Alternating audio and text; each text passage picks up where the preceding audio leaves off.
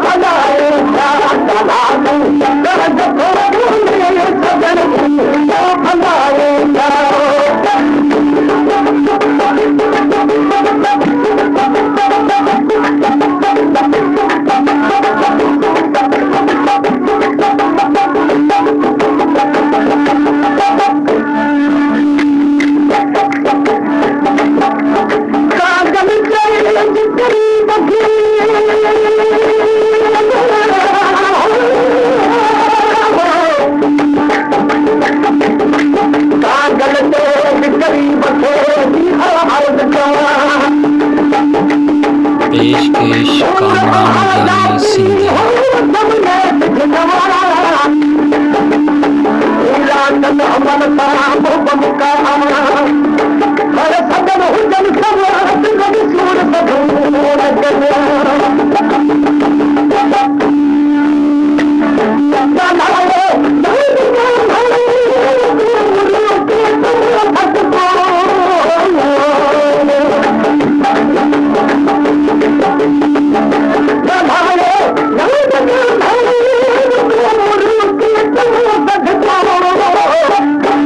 I am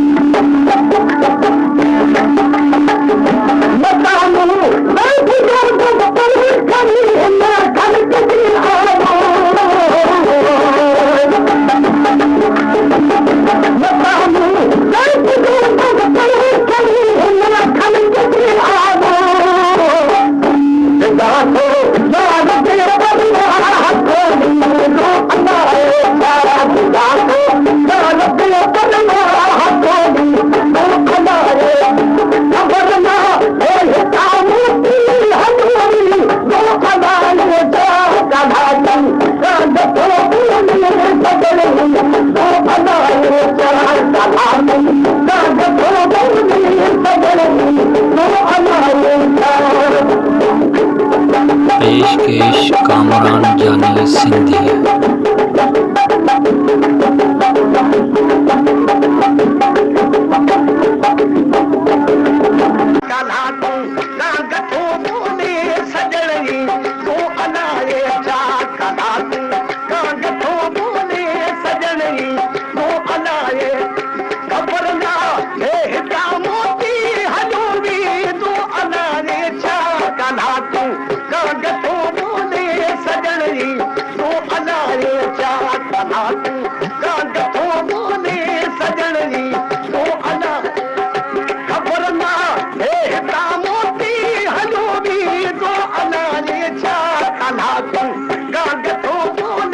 सजण जी तूं अनारे छा कला तूं